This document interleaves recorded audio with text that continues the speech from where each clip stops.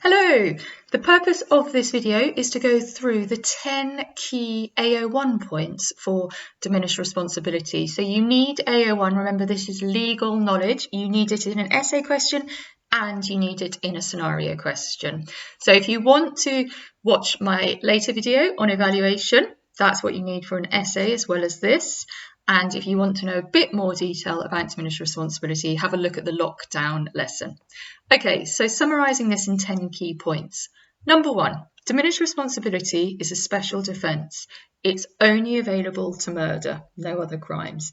It is a partial defence and so will reduce murder to voluntary manslaughter, which means the judge can give a discretionary life sentence. They don't have to give life. The second point, the burden of proof is unusually on the defendant to prove diminished responsibility on the balance of probabilities.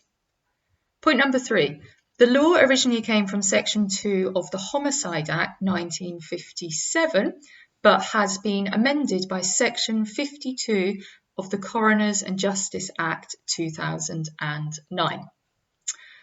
Okay, and then it's just structured into 3 different things. Element 1, the defendant is suffering from an abnormality of mental functioning. Defendant must present medical evidence to the court. The abnormality must be a recognised medical condition.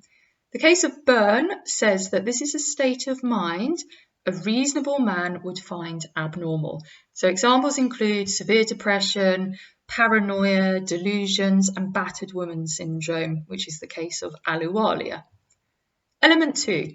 The abnormality of mental functioning must substantially impair the defendant's ability to understand the nature of their conduct or to form a rational judgment or to exercise self-control. So substantially impair one of those 3 things. The case of Lloyd says that substantial means more than trivial or minimal. It doesn't mean that the defendant's mental functioning has to be totally impaired, and the case of Golds confirms this definition. Element 3. The abnormality of mental functioning must provide an explanation for the defendant's conduct. There must be a causal link between the mental abnormality and the killing. Points 9 and 10 deal with diminished responsibility and intoxication. Number 9, diminished responsibility and intoxication. If D is intoxicated at the time of the killing, they should try using the defence of intoxication, not diminished responsibility. However, point 10, if the defendant has an abnormality of mental functioning and the intoxication makes this worse, then diminished responsibility can be used. That is the case of Deachman.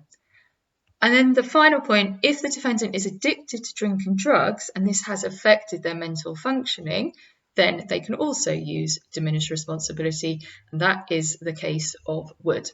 So watch my next video on the evaluation for an essay and watch my previous video on the lockdown law lesson.